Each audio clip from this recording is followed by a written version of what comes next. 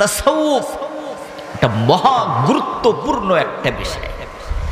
এই জন্য তাফসীরে মাযহারি ৪র্থ খণ্ড ৩২৪ নম্বর পৃষ্ঠায় ওয়া আম্মাল ইলমুল লাদুনিয়্যু আল্লাযী ইউসাম্মুনা আহলুহা বিসসুফিয়াতিল কিরাম ফাহুয়া ফরদুন আইনুন বলা হয়েছে, ফরদে আইন।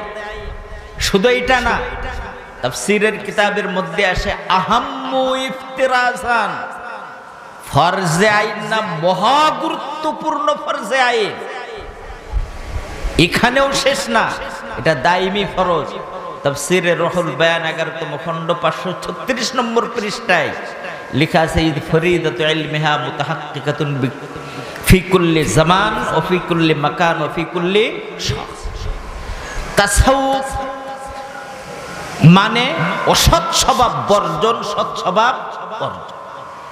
এই জন্য 4 ধারায় আমাকে মাসআলা শিক্ষা করতে হবে। কয় ধারায়?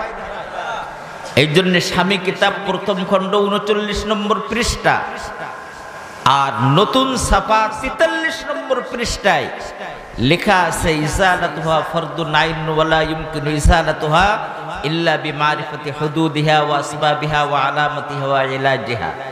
অসৎ স্বভাব মৌলিক যে দোষ, সৎ স্বভাব মৌলিক যে দোষ, 4 ধারায় প্রত্যেকটির সংজ্ঞা, উৎপত্তির কারণ, লক্ষণ, চিকিৎসা জানা ছাড়া অসৎ স্বভাব বর্জন করা এটা কিনা সম্ভব।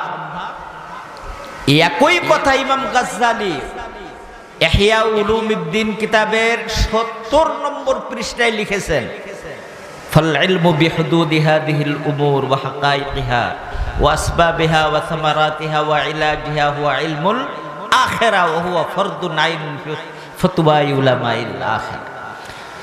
প্রত্যেকটি কুরিপুর সংজ্ঞা, উৎপত্তির কারণ, লক্ষণ, চিকিৎসা এটা না জানা পর্যন্ত অসৎ স্বভাব বর্জন, সৎ স্বভাব অর্জন করাটা কি হবে না সম্ভব। মারিফুল কোরআন 596 বা 97 নম্বর পৃষ্ঠায় এই কথা লেখা হয়েছে।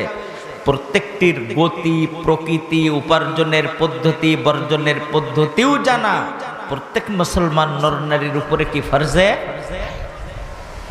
তাহলে মৌলিকভাবে কুরিপু 10, খারাপ স্বভাব, ভালো স্বভাব 10। ভালো স্বভাব অর্জন করতে হলে আর খারাপ স্বভাব বর্জন করতে হলে আমাকে কয় ধারায় মাসআলা শিক্ষা করতে হবে?